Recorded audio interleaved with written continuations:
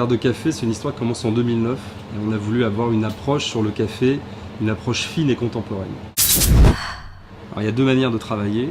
On va dans les plantations, on achète des micro-lots en exclusivité, donc là on achète toute la récolte et là il faut absolument être sur place. Ça veut dire que ces cafés-là, on ne les trouve que chez Terre de Café et que chez les partenaires Terre de Café.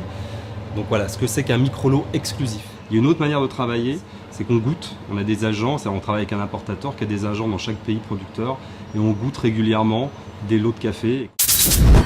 Il y a de plus en plus de demandes de beaux cafés et donc les planteurs améliorent la qualité, améliorent leur respect de l'environnement et ils sont capables aujourd'hui, même certains planteurs, de travailler avec les clients qu'ils veulent. Le café doit se consommer frais.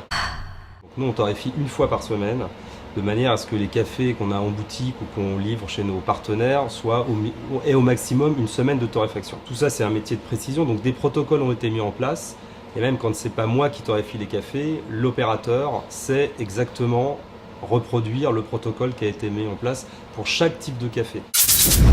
Pour Papa Sapiens, j'ai travaillé un assemblage qui sera un assemblage quand même assez haut de gamme, un beau café. Le premier, c'est un de nos micro-lots les plus anciens d'ailleurs chez Terre de Café, que les restaurateurs aiment beaucoup. On vend beaucoup à de très beaux restaurants à Paris.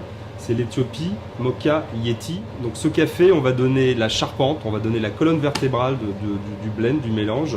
On va lui donner ce côté fruité et épicé. Ensuite, on va travailler un Brésil beaucoup plus classique. C'est un Brésil de la région de Cerrado, Sul de Minas.